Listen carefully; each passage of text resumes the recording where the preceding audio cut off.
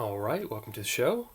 Gonna do another haul video because I have picked up a lot of cool stuff over the past couple of weeks, I think. Gonna go ahead and start off with some toys here. So these I did not know existed. Went to Walgreens on accident, just trying to waste some time, and saw a new pop. It's the ArachKnight pop from the Infinity Warps crossover event series that Marvel had a little while ago. This basically took some characters and kind of mixed them up. So what you have here is Spider-Man and Moon Knight, an amalgam of both characters. And it's a pretty cool little pop figure. It's exclusive to Walgreens and glows in the dark. I haven't tested it yet, but it looks pretty awesome. They did some other characters in this series. They did the Soldier Supreme, which is, of course, Captain America and Doctor Strange, and then the Iron Hammer, which is Thor and Iron Man. They had a lot of these other two, but they only had a couple of the ArachKnight. And, of course, I'm a sucker. I'm a sucker for anything Moon Knight, so I bought two so I could take one out of the package. So this is even remotely Moon Knight related. I'm going to pick it up. So I was glad to find those. Didn't know they were out there, so that's kind of cool. And then something else I didn't know existed until I went to the comic book shop last week.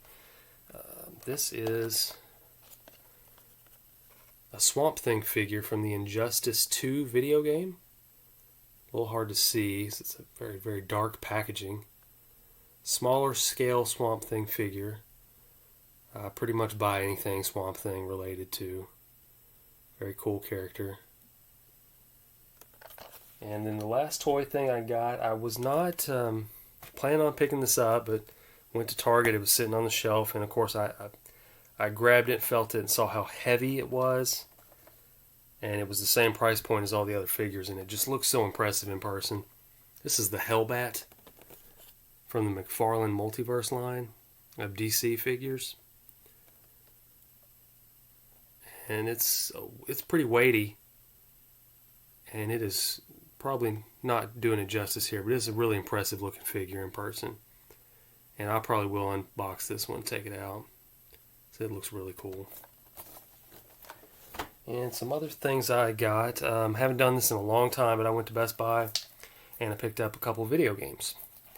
Mainly wanted this one, which is G.I. Joe Operation Blackout, which takes the new designs from the classified toy line, puts them in video game format here. I'm pretty excited about it. I know it's probably not going to be the best game, but I love G.I. Joe, so I'm really looking forward to digging into this and playing as different characters and seeing what they've come up with. And hopefully I'll see some designs that we haven't seen in the toy line yet. So looking forward to that. And then I picked up... they remastered for PS4 Destroy All Humans, which I remember having a lot of fun with on PS2. And it's basically kind of like Mars Attacks type thing. It's set in the 50s on Earth, and this little Martian's doing some damage. So I remember this being a lot of fun. I'm looking forward to revisiting it. So this winter, when we're shut in, hopefully these will be two cool things to do. I'll probably open this one first and dig into that, probably after Halloween is over. If I probably won't have put this video up before then, but this is before Halloween. And then on the book front, I showed off a couple things. The last couple videos was Ultimate Dracula and Ultimate Werewolf. And Lost Cunningham told me that he thought there was an Ultimate Frankenstein too. So I started researching it, and it turns out there is an Ultimate Zombie, there's an Ultimate Witch, there's an Ultimate Dragon. So I was like, okay, I'm not going to collect all these, but I did go ahead and grab the Ultimate Frankenstein. I thought the three of them would look cool together. And this is an old library copy. And they've actually taped the dust jacket to it. So I usually take the dust jackets off when I'm reading the actual book, so it'd be kind of weird reading this one with the dust jacket.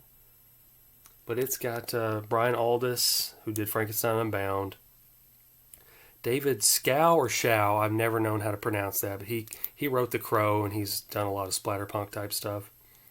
F. Paul Wilson, who did The Keep. Chelsea Quinn Yarbrough, who done a lot of stuff. Dead and Buried adaptation is what I know them for. And I think those are the only names I really recognize on here. But another cool short story collection. Look forward to digging into. And the last thing I grabbed, this was something that I actually picked up earlier this year and read. And this is Irredeemable by Mark Waid. This is one of the most genius comic books that I have ever read. When people talk about comic book series, they often mention, you have to read Watchmen, you have to read Preacher, you have to read Y the Last Man. I think you have to read Irredeemable. This thing is so awesome. So I could not wait. There's a companion piece to this, and I couldn't wait to pick it up because I haven't read it yet. So I got